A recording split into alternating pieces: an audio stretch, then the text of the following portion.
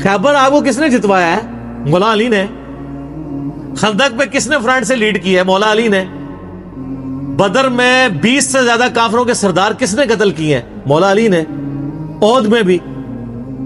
तो इतनी जंगें तो लड़ चुके हुए थे।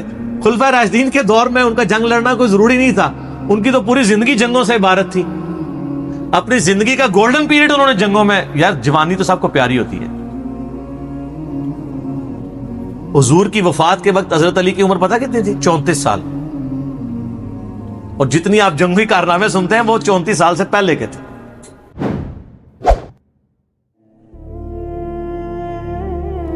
सही मुस्लिम में ऊपर तले 4 हदीस हैं, 6225 से 6228 तक।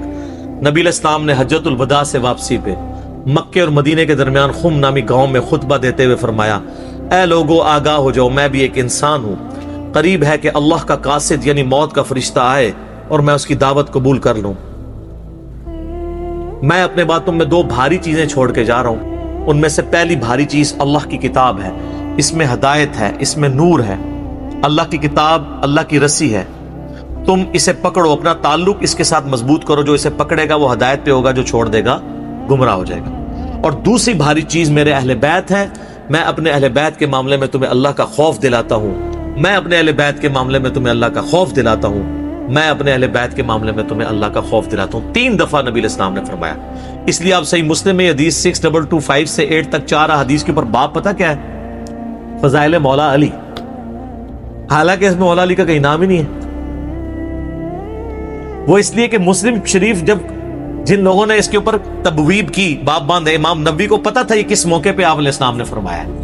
वहां कौन था वो आपको डिटेल हदीस फिर मिलेगी जामिया तिरमिजी में, उसका एक हिस्सा डिटेल पूरी मिलेगी सुनन निसाई अल कुबरा के अंदर, अल मुस्तदरक लिल हाकिम के अंदर, मुस्नद इमाम अहमद में और मिशकात में भी आपको तीसरी जिल्द में मिलेगा कि नबी इस्लाम ने इस मौके पे जब ये फरमाया ना, तो आप इस्लाम ने मौला अली को बुला के अपने साथ खड़ा करके अपना हाथ उनके हाथ के ऊपर रख के यूं सहाबा में बुलंद करके कहा, मन कुन्तु मौलाहु फहाज़ा अलीयुन मौला। और इससे पहले आप इस्लाम ने सूरह अज़ाब की आयत नंबर 6 तिलावत की, अन्नबिय्यु औला बिल मुमिनीना मिन अनफुसिहिम। नबी सरपरस्त हैं, हक रखते हैं जानों से भी बढ़ के उम्मतियों के ऊपर। क्यों? उम्मतियों का काम है कि नबी को बचाने के लिए अपनी जान दे दे। इतना हक है। अपने माँ बाप औलाद सबसे बढ़ के अजीज समझना है, जो बुखारी मुस्लिम में हदीस है, सबसे ज्यादा हक रखते हैं। ये आयत आपने तिलावत करके कहा कि मेरे सहाबा क्या तुम मेरा हक के विलायत या हक के सरपरस्ती अपने ऊपर तस्लीम करते हो? सबने कहा भला यार। तो आप मुझे बताएं, आप तमहीद तो ये बना रहे हैं हक के वलायत वाला, सरपरस्ती वाला। तो तारे जमीर साहब ने जब मौला का तर्जमा ये कर दिया तो सारे पंजे झाड़ के उनके पीछे पड़ गए। कहते हैं अपनी तरफ से कहा है? नबी इस्लाम कह रहे हैं नबी औला बिल मुमिनीना मिन अनफुसिहिम। नबी इस्लाम उसका तर्जमा कर रहे हैं कि मैं सरपरस्त हूं सारे मोमिनीन का। तो आपने जब ये आयत तिलावत की, सब ने कहा भला या रसूल अल्लाह, कोई शक नहीं। तो आपने फिर फरमाया मन कुन्तु मौला हूं। फिर जिसका सरपरस्त और आका और मौला मैं हूं, फअलीयुन मौला हूं, फिर अली भी उसका मौला है। और फिर आपने इसी हालत में कहा, ऐ अल्लाह उससे मोहब्बत रख जो अली से मोहब्बत रखे, और उससे दुश्मनी रख जो अली से दुश्मनी रखे। और सर इससे बढ़ के तो मुस्लिम की हदीस है 240, अली से मोहब्बत नहीं रखेगा मगर मुमिन, अली से बुग़्ज़ नहीं रखेगा मगर मुनाफिक। फिर जो फजाइल सहाबा अहमद बिन हंबल की किताब में जो 2 हदीसें हैं मौला अली से मौकूफन, कि उन्होंने फरमाया कि मेरी वजह से 2 फिरके गुमराह हो जाएंगे और 2 फिरके दोज़ख में चले जाएंगे, एक मेरी मोहब्बत में गुलूफ करके और एक मेरी दुश्मनी में। तो मोहब्बत में गुलूफ करने वाले तो सारे कहते हैं वो राफिदी हैं, तो ये दुश्मनी में गुलूफ करने वाले कौन है? खुद है ये जो ये बयान कर रहे होते हैं, इसलिए वो छुपा जाते हैं। अल्लाह माफी दे आपा। और शहजाद भाई ने जरा सुनाया सी, हमारे एक शहजाद भाई है ना, तो वो एक अहले हदीस भाई को ना ये हदीस सुना रहे थे। तो उन्हें कहा हाँ बिल्कुल बिल्कुल। अच्छा, उसने आगे से सवाल कर लिया कि ये जो दुश्मनी करने, जो मोहब्बत करने वाले हैं वो तो ये शिया राफिदी हैं, तो ये जो दुश्मनी में बुक्स रखने वाले ये कौन है? तो उन्होंने कहा यार आपा असी लोग आऊं। तो देख ले आप, मौला अली आप कह दें तो चिड़ सारे पंजे झाड़ के निकल लिए मौलाना तारिक जमील हाफिज़हुल्लाह ताला के खिलाफ। कितनी बड़ी पर्सनैलिटी है, उन्होंने ख्याल भी नहीं किया। ان کا تارج میر گمراہ ہو گیا، اس لیے تارج میر صاحب نے بھی ان پہ 4 تکبیریں پڑھ دی ہیں. ان کو پتا چل گیا کہ یہ لوگ تو یعنی سچائی کو قبول نہیں کریں گے. تو یہاں مولا کا معنی سرپرست ہے. پھر وہ کلپ چڑھائے ہوئے بڑے بڑے مفتیوں نے، وہ کہتے ہیں جی آگے الفاظ پڑھیں، آگے لکھا ہے اللہ اس سے محبت رکھ جو علی سے محبت رکھے، اس سے دشمنی رکھ جو علی سے دشمنی رکھے. تو اس کا مطلب ہے کہ یہ مولا کا معنی تھا دلی محبوب. اور پیچھے پڑھو، پیچھے ہے النبی اولی بالمؤمنین من انفسہم. سمجھ آئی؟ جیسے وہ بریلوی کہتے ہیں اگے پڑھو، اگے صراط الذین انعمت علیہم، اسی کہنا پیچھے پڑھو، پیچھے ایاک نعبد و ایاک نستعین. قبراں نو منگنے والے نہیں، اللہ کو منگنے والے. اور اس دن صراط المستقیم، سیدھا راستہ نبی الاسلام کا. تو کچھ اگوں پڑھتے رہے، کچھ پچھوں پڑھتے رہے. سٹارٹ ہی اس سے ہوئی النبی اولی بالمؤمنین من انفسہم وازواجہ امہاتہم. سر یہ جو باتیں میں کر رہا ہوں انشاءاللہ یہ میرے جب کلپ چڑھ رہے ہیں نا قیامت تک کے لیے ان کے منہ بند ہو جائیں گے جو انہوں نے کلپ چڑھائے ہوئے ہیں جی اور مولا کا یہ معنی نہیں وہ ہے. سارے معنی میں نے بیان کر دیے. اب لوگ خود فیصلہ کریں گے کہ یہاں پہ مولا کا معنی کیا ہے. جب یہ آیت پڑھی جا رہی ہو النبی اولی بالمؤمنین من انفسہم، اور بلکہ مسند احمد میں الفاظ ہیں، ہمارے نزدیک تو وہ والا حصہ ضعیف ہے، لیکن کتنے محدثین ہیں جو اس کو صحیح سمجھتے ہیں انکلوڈنگ بریلوی دیوبندیوں کے بزرگ، کہ جب نبی اسلام نے یہ فرمایا تو سیدنا عمر نے آ کے حضرت علی کو کہا کہ آپ کو مبارک ہو، آپ تو سارے مومنین کے مولا بن گئے ہیں. تو حضرت عمر جب یہ کہہ رہے تھے کہ آپ کو مبارک ہو آپ مولا بن گئے ہیں، تو حضرت عمر کو بھی پتا تھا میں مولا ہوں. تو حضرت علی کو کہنا چاہیے تھا کہ یار مولا تو تم بھی ہو، سارے صحابہ سے محبت رکھنی چاہیے. حضرت عمر خود مولا نہیں تھے کیا؟ تھے. تو وہ علی کو کیوں کہہ رہے ہیں کہ مبارک ہو آپ تو سب کے مولا بن گئے؟ اور سر وہ یہی والے مولا بنے النبی اولی بالمؤمنین من انفسہم وازواجہ امہاتہم. لہذا میں سمجھتا ہوں کہ مولانا اسحاق رحمہ اللہ تعالیٰ کا موقف ٹھیک ہے کہ امت میں مسلمانوں کے سیاسی طور پر پولیٹیکلی گورنمنٹ لیول کے اوپر جو امت میں خلیفہ اول ہیں وہ سیدنا ابو بکر الصدیق رضی اللہ تعالیٰ عنہ علیہ السلام ہے، اور امت میں روحانی طور پر نبی صلی اللہ علیہ وآلہ وسلم کے جو خلیفہ اول ہیں وہ سیدنا علی بن ابی طالب ہے. یہی وجہ ہے کہ حضرت ابو بکر ہوں، حضرت عمر ہوں، عثمان ہوں، مولا علی سے مشورے کے ساتھ چلتے تھے، ان کو اہل البیت شمار کرتے تھے. تو یہ اپروپریٹ چیز ہے. تو باقی چوتھے خلیفہ تو خیر سارے ہی مانتے ہیں، چوتھے پہ تو آگے ویسے ہی سب کو ماننا پڑ جاتا ہے. تو علی دا پہلا نمبر بھی، علی دا چوتھا نمبر بھی، دو ہی چیز ٹھیک نے، بیک وقت چیزیں ٹھیک ہے، ٹھیک ہے. تو باقی ان معنوں میں ٹھیک نہیں ہے کہ کوئی معاذ اللہ ابو بکر عمر رضی اللہ عنہما علیہم السلام پر سب و شتم کرے یا ان کی خلافت کو غاصبانہ کہے، نعوذ باللہ. ان معنوں میں بات نہیں کر رہا. تو یہ اللہ مولا اور علی مولا میں بہت فرق ہے. ٹھیک ہو گیا. تو یہ اکثر کہتے ہیں کہ جی وہ علی مولا کہنے سے وہ جو ہے نا پھر وہ اس طرف لوگ چل پڑیں گے. تو سر وہ تو آپ اللہم صلی علی سیدنا و مولانا محمد پڑھیں گے تو وہاں تو مولانا ہے جو قرآن میں انت مولانا فانصرنا علی القوم الکافرین. تو آپ دروشی میں مولانا پڑھنا چھوڑ دیں گے؟ تو دیکھیں آپ اہل بیت کی دشمنی انسان کو کہاں تک لے جاتی ہے کہ آپ کو پھر بہت کچھ چھوڑنا پڑ جاتا ہے. تو بہتر یہ ہے کہ آپ صبح و شام تسبیح نکالا کریں، صرف ایک دفعہ کہہ لیا کریں کیا نہ میں وہابی نہ میں بابی، میں ہوں مسلم علمی کتابی. نہ ہم سو کارڈ وہابی ہیں، کوئی علمی بات کرو سے وہابی کی گالی دے دیتے ہیں، اپنے زوم میں سے گالی سمجھتے ہیں. اور نہ ہم بابوں کا دفاع کرنے والے بابی ہیں، ہم علمی کتابی ہیں.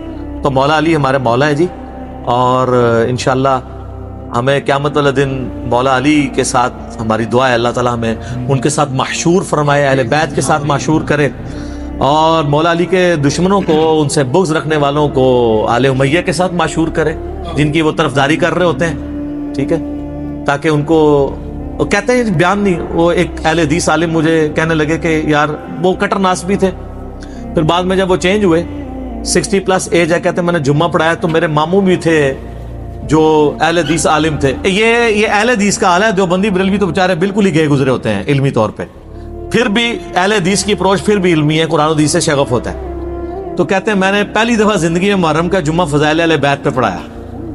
تو کہتے ہیں اس میں میں نے حدیث بیان کر دی کہ علی سے محبت نہیں رکھے گا مگر مؤمن، علی سے بغض نہیں رکھے گا مگر منافق۔ تو میرا جو ماما جو عالم تھا مجھے کہنے لگا اے حدیث کتنے لکھی ہے؟ تو میں نے کہا مسلم شریف میں۔ کہنا لکھی ہوئی سی تو ضروری تو نہیں سی کہ بیان بھی کیتی جاندی، کہ اگر لکھی ہوئی تھی تو ضروری تھا بیان بھی کرتے۔ یہ سر لٹمس ٹیسٹ ہے۔ کسی جو کہتا ہے نا مجھے اہل بیت سے بڑی عقیدت ہے، نہیں نہیں ہم صحابہ کا بھی احترام کرتے ہیں اہل بیت کا، آپ اس کو ایک میسج کر دیں علی سے محبت نہیں رکھے گا مگر مومن، علی سے بغض نہیں رکھے گا مگر منافق، تو آپ اس کے رسپانس سے چیک کر لیجئے گا وہ کتنی محبت کرتا ہے۔ لیکن یہی آپ جعلی حدیث بنا لیں کہ ابو بکر عمر عثمان سے مومن ہی محبت رکھے گا اور اس سے دشمنی منافق ہی رکھے گا، آپ کو کچھ بھی نہیں کوئی کرے گا۔ آپ کسی اہل حدیث کی مسجد میں یہ وائٹ بورڈ پہ حدیث لکھ کے لگا دیں علی سے محبت نہیں رکھے گا مگر مومن، علی سے بغض نہیں رکھے گا مگر منافق، تو آپ دیکھیے گا پھر شام تک وہاں پہ گڑبڑ شروع ہو جائے گی کہ کوئی شیعہ لکھ گیا۔ اور حضرت ابو بکر کے لیے جعلی بنا کے لکھ دیں، کوئی تکلیف ہی نہیں ہوگی۔ آپ کو میں بتا رہا ہوں مینٹالٹی کیسے بنائی گئی ہے۔ تو جب جو بیماری ہوتی ہے نا اسی کا علاج ہوتا ہے۔ مجھے کہتے ہیں آئے دن ہر لیکچر میں رفع الیدین کا ذکر کرتا ہے، کبھی سورہ فاتحہ کی کوئی تلاوت کر دیا کرے، کوئی اتحیات سنا دیا کرے۔ بھئی جس میں مصیبت پڑی ہوئی ہے اسی کا ذکر کروں گا نا، فاتحہ تو پڑھ رہے ہیں، اتحیات بھی پڑھ رہے ہیں، چھوڑا رفع الیدین ہوا ہے تو میں رفع الیدین پہ زور دوں گا نا۔ یہاں پہ بھی سنیوں نے جو چھوڑا ہوا ہے میں نے اسی کے اوپر ہی زور دینا ہے نا۔ حضرت ابو بکر عمر عثمان سے تو کوئی سنی بغض نہیں رکھتا، مسئلہ یہاں پہ ہے۔ وہ کہتے ہیں ہم انکاری تو نہیں حضرت علی کی شانوں کے، ہم کہتے ہیں انکاری کا مسئلہ نہیں ہے، آپ اقراری نہیں ہے۔ ہم کب کہہ رہے ہیں آپ انکاری ہیں؟ جتنے شد و مت سے آپ باقیوں کے لیے اقرار کرتے ہیں مولا علی کے لیے بھی کریں، ان کے اوپر بھی کانفرنسز کروائیں۔ آپ تو محرم کے چار جمعے جو ہیں شیعہ کے خلاف پڑھا جاتے ہیں، اہل بیت کے فضائل کا ذکر نہیں کرتے، اور جو زیادہ ذرا بدبخت ہیں وہ فضائل یزید پہ پڑھا دیتے ہیں۔ تو پھر اہل بیت کی باری کب آئے گی؟ خود آپ نے ان کو ان کے کھاتے میں ڈال دیا ہوا ہے۔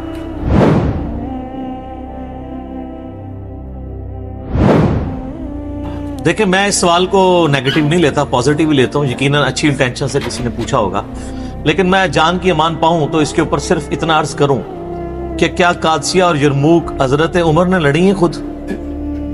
وہ تو خلیفۃ المسلمین تھے، تو یہ کہیں گے نہیں لڑی۔ تو ان سے پوچھے اس کی وجہ کیا تھی؟ وہ کہیں گے اس لیے کہ وہ مسلمانوں کے امیر تھے، وہ آگے جا کے شہید ہو جاتے تو پیچھے مسلمانوں کی جمعیت ٹوٹ جاتی۔ یہ بھی وہ کہے گا جس کو تھوڑا بہت کوئی علم ہوگا تاریخ کا، باقی تو منہ ہٹ کے بیٹھ جائے گا اے کے سوال کرتا ہے۔ تو اور حقیقت بھی یہی ہے۔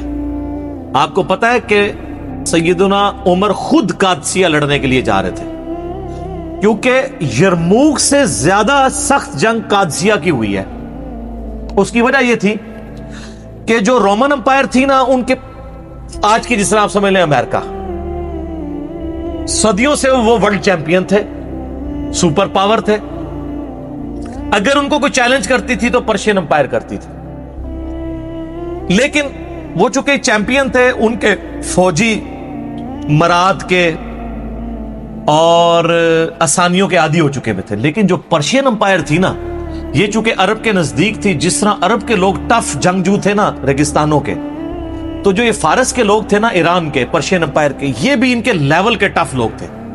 بلکہ ان کے پاس تو ہاتھی بھی تھے، عرب کے گھوڑے تو ہاتھی دیکھ کے بھاگ جاتے تھے۔ بڑی مشکل سے پھر مسلمانوں نے 8,500 مسلمانوں کی قربانی سے قادسیہ جیتی گئی ہے۔ وہ آپ عمر سیریز سر دیکھیں تو آپ کو پتہ چلے قادسیہ کیا ہوئی ہے۔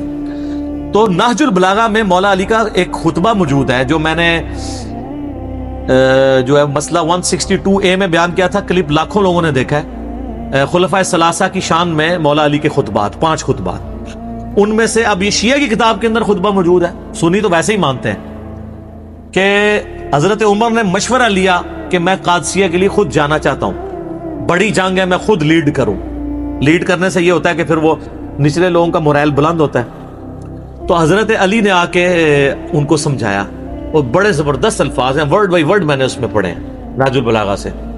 وہ کہتے ہیں کہ تم جو نا اس وقت مسلمانوں کی، جس کو ہم وہ کہتے ہیں نا، وہ قلعہ ہو، یعنی جب کسی جانور کو بھاگنے سے بچانا ہونا تو اس کو ایک قلعے کے ساتھ باندھا جاتا ہے، وہ سینٹر ہوتا ہے۔ قلعہ قائم ہے تو جانور قائم ہے، قلعہ اکھڑ گیا تو گیا تو ان کا تم مسلمانوں کا اس وقت سینٹر ہو، اگر تم مارے گئے تو پیچھے مسلمانوں کی جمعیت بکھر جائے گی، تم اپنی جگہ کسی اور کو بھیج دو۔ سعد ابن ابی وقاص کو بھیجا گیا رضی اللہ تعالیٰ عنہ۔ خدا نہ خواستہ ہم نے شکست کھائی اس جنگ قادسیہ میں تو ہم پیچھے سے اور کمک روانہ کر دیں گے عرب کے لوگوں کو جمع کر کے، تو پھر ایک اور مارکا لڑ لیں گے۔ کم از کم تم پیچھے ہو گئے تو لوگوں کو جمع تو کر سکو گے، ورنہ مسلمانوں کو تو پہلی فکر یہ پڑ جائے گی خلیفہ ہی مارا گیا ہے۔ جیسا کہ غزوہ احد میں نبی علیہ السلام کی شہادت کی خبر مشہور ہوئی تھی تو صحابہ میں بھگدڑ مچ گئی تھی، تو حضرت عمر نے مشورہ قبول کیا، تو سیدنا عمر نہیں گئے۔ سیدنا عمر کی ایک عادت تھی کہ وہ جتنے سینئر صحابہ ہیں نا ان کو تھنک ٹینک کے طور پہ اپنے ساتھ رکھتے تھے۔ اس لیے آپ دیکھیں سعد ابن ابی وقاص نے جیسے ہی فتح کیا نا پرشیا، انہوں نے واپس بلا لیا ان کو کہ تمہارا مدینے میں ہونا ضروری ہے۔ ابو عبیدہ ابن جراح نے یرموک میں جب کامیابی حاصل کی تو ابو عبیدہ کو خط لکھا کہ واپس آ جاؤ، وہ تو طاعون کا مرض ہوا تو وہ شہید ہو گئے وہیں پہ طاعون کے مرض میں۔ تو سیدنا عمر جتنے سینئر اصحاب تھے نا ان کو اپنے ساتھ مدینے میں رکھتے تھے تھنک ٹینک کے طور پہ کہ ان کے مشوروں سے چلنا ہے۔ یار دوسرا ان لوگوں نے اپنی زندگی میں تھوڑی جنگیں لڑی ہوئی تھی۔ خیبر آپ کو کس نے جتوایا ہے؟ مولا علی نے۔ خندق پہ کس نے فرنٹ سے لیڈ کی ہے؟ مولا علی نے۔ بدر میں 20 سے زیادہ کافروں کے سردار کس نے قتل کیے ہیں؟ مولا علی نے۔ احد میں بھی۔ تو اتنی جنگیں تو لڑ چکے ہوئے تھے۔ خلفائے راشدین کے دور میں ان کا جنگ لڑنا کوئی ضروری نہیں تھا، ان کی تو پوری زندگی جنگوں سے عبارت تھی۔ اپنی زندگی کا گولڈن پیریڈ انہوں نے جنگوں میں، یار جوانی تو سب کو پیاری ہوتی ہے۔ حضور کی وفات کے وقت حضرت علی کی عمر پتہ کتنی تھی؟ 34 سال۔ اور جتنی آپ جنگی کارنامے سنتے ہیں وہ 34 سال سے پہلے کے تھے۔ میری 42 سال ہونے والی ہے، آپ اندازہ کر لیں۔ 34 سال میں خیبر ہو چکی ہوئی ہے۔ تو خیبر کب لڑی گئی؟ جب حضرت علی کی عمر 28 سال تھی، آلموسٹ 28 سال کی عمر میں انہوں نے ابن عبد الود کو قتل کیا جو 100 بندوں سے اکیلا لڑ لیتا تھا۔ مرہب کو قتل کیا ہے خیبر میں، ابن عبد الود کو خندق میں، اور خندق تو اس سے بھی پہلے ہوئی ہوئی ہے۔ تو حضرت علی چونکہ تھنک ٹینک تھے، یعنی انٹیلیجنشیا آپ کہہ لیں۔ حضرت عمر کے دور میں چیف جسٹس تھے حجاز کے، کوفے کے چیف جسٹس ابن مسعود، شام کے چیف جسٹس ابو درداء، اور مدینہ میں چیف جسٹس مولا علی۔ تو وہ تو ایک مین پوسٹ کے اوپر تھے، اس لیے جنگیں نہیں لڑی۔ اب رہ گیا کہ وہ بعد میں جنگ جمل صفین نہروان کے لیے کیوں چلے گئے؟ وہ اس لیے چلے گئے کہ اس وقت مسلمانوں میں ہی دو گروہ بن گئے تھے، حق ایمبیگوس ہو گیا تھا، مبہم ہو گیا تھا۔ اس کے لیے ضروری تھا کہ حضرت علی خود میدان جنگ میں اترتے تاکہ لوگوں کو یقین آ جاتا کہ اگر حضرت علی باغیوں کے خلاف قتال کر رہے ہیں جنگ جمل صفین اور نہروان میں تو یہ قتال حق پہ مبنی ہے۔ کسی کو بیچتے تو لوگوں نے کہنا تھا یار ادھر سے تو حضرت عائشہ اور طلحہ اور زبیر آ گئے ہیں رضی اللہ عنہم اجمعین وعلیہم السلام اجمعین، ادھر سے عمار ابن یاسر چلے جاتے ہیں تو لوگوں نے کہنا تھا یار وہاں تو حضور کی بیوی ہیں، اتنے جیے سے آبا ہیں، چلیں عمار ابن یاسر سیدہ عائشہ کے علاوہ باقیوں سے تو تگڑے تھے لیکن مولا علی خود جاتے تو پھر اس میں، ورنہ تو جنگ جمل ہار جانی تھی انہوں نے اگر حضرت علی خود نہ جاتے۔ عبداللہ ابن سلام ویسے گھوڑے کے آگے آگے کھڑے ہو گئے تھے، کہا تھا امیر المومنین آپ کو مدینہ نہیں چھوڑنا چاہیے، مجھے خطرہ ہے آپ مدینے سے نکل گئے پھر قیامت تک دارالخلافہ مسلمانوں کا مدینہ نہیں بنے گا۔ حضرت علی کو بھی اس بات کی، لیکن انہوں نے کہا کہ بات یہ ہے کہ اگر میں نہیں جاؤں گا تو یہ جو فتنہ ہے یہ اس سے بڑا فتنہ ہے جس کو دبانا ضروری ہے۔ تو پھر سیدنا علی وہ کہتے ہیں جی کوفے دارالخلافہ شفٹ کر دیا تھا، آپ مدینے میں رہنے دیتے تو مدینے میں رہتے نا۔ قصاص عثمان کے لیے آپ مجھے پاکستان میں بتائیں یہاں پہ بھی دھرنا دینے والوں کو اتنی تمیز ہے کہ دھرنا کدھر دیتے ہیں؟ پشاور میں دیتے ہیں، کراچی میں، اسلام آباد میں؟ کیوں؟ کیپٹل سٹی ہے۔ تو خلفائے راشدین کے دور میں کیپٹل سٹی کون سا تھا؟ مدینہ، لیکن دھرنا دینے والے بصرہ اور کوفہ پہنچ گئے، 1000 کلومیٹر دور، کہ ہم خود بدلہ لیں گے، قانون کو ہاتھ میں لیں گے۔ تو پھر حضرت علی کی مجبوری تھی کہ آپ بھی ادھر چلے جاتے. پھر کوفہ ایک فوجی چھاونی تھی جہاں سے سب کو کنٹرول کیا جا سکتا تھا, رومن امپائر کو بھی جو گر چکی تھی اور پرشین کو بھی, وہ سینٹر میں. اس لیے حضرت عمر نے اپنے دور میں سے فوجی چھاونی ڈکلیئر کیا تھا. بہرحال پھر حضرت علی کے جانے کی وجہ سے یہ معاملات سیدھے ہوئے, تو ان کی مجبوری تھی جانا, ورنہ لوگوں کے لیے معاملات ایمبیگوس ہو جانے تھے. آج تک نہیں لوگوں کو سمجھ آ رہی. تو اس زمانے میں جنہوں نے لڑنا تھا انہوں نے کیا لڑنا تھا؟ صحیح بخاری میں موجود ہے نا, حضرت عمار بن یاسر کو مولا علی نے بھیجا. بخاری کے الفاظ ہیں, وہ ممبر کی نچلی سیڑھی پہ بیٹھے اور حسن ابن علی کو اوپر والی سیڑھی پہ رکھا تاکہ سب لوگ دیکھ لیں جنتی نوجوانوں کا سردار بیٹھا ہوا ہے, مولا علی کا بچہ. اور کہا لوگو اللہ نے تمہیں آزمایا ہے, ایک طرف دنیا اور آخرت میں تمہارے نبی کی بیوی ہیں, رسپیکٹ کم نہیں کی, آخرت جنت میں بھی عائشہ حضور کی بیوی ہیں, لیکن اللہ نے تمہیں آزمایا ہے کہ تم عائشہ کی اطاعت کرتے ہو یا اللہ کی اطاعت کرتے ہو, کیونکہ اولو الامر منکم اس وقت مولا علی ہیں اور ان کی اطاعت اللہ کی اطاعت ہے. اطیعوا اللہ واطیعوا الرسول واولی الامر منکم. تو جب یہ سینیریو ہو, اس وقت مولا علی کی مجبوری تھی وہاں سے نکلنا. اور آپ دیکھیں انہوں نے بعد میں پھر کوئی ان کے ساتھ زیادتی بھی نہیں کی. جمل میں جو دوسری طرف سے مرے ان کے جنازے بھی پڑھائے ہیں, ان کی عورتوں کو لونڈیاں نہیں بنایا, خود سیدہ عائشہ کو عزت اور احترام کے ساتھ وہاں سے رخصت کیا. تو یہ کہنا کہ حضرت علی نے جنگیں نہیں لڑی ہیں, حضرت علی نے تو آپ کو سپر پاور بنوایا ہے, ٹھیک ہے, اس کے بعد بھی سب کچھ بنا کے آپ کے حوالے کیا ہے. تو آرٹیکل پھر بھی نہیں سامنے آ گیا, اور جب برا وقت آیا پھر بھی حضرت علی کے گھاٹے فٹ ہوا ہے, اور الٹیمیٹلی ان کو بھی شہید کر دیا گیا. میں اس سوال کے جواب کے اینڈ پہ وہ حدیث بیان کروں گا جو المستدرک للحاکم میں موجود ہے, سنن نسائی الکبریٰ کے اندر موجود ہے. میں نے اپنے ریسرچ پیپر میں بھی ڈالی ہے کربلا والے, کہ نبی صلی اللہ علیہ وآلہ وسلم نے فرمایا, اے علی تیری مثال میری امت میں قوم سمود کی اونٹنی کی سی ہے. جس طرح قوم سمود نے صالح علیہ السلام کی اونٹنی کو قتل کیا تھا تو اللہ کا عذاب آ گیا تھا. اگلے زمانوں میں سب سے بڑا بدبخت وہ تھا جس نے اونٹنی کو قتل کیا, اور میری امت کا سب سے بڑا بدبخت وہ ہوگا جو اے علی تجھے قتل کرے گا اور تیری داڑھی کو تیرے سر کے خون سے رنگ دے گا. استغفر اللہ واتوب الیہ. تو مولا علی کی شہادت کے بعد جس طرح قوم سمود کی اونٹنی مری تھی تو قوم سمود پہ عذاب آیا تھا, حضرت علی کی شہادت کے بعد بھی امت پہ عذاب آیا کہ آج تک دوبارہ اسلامی نظام قائم ہی نہیں ہو سکا.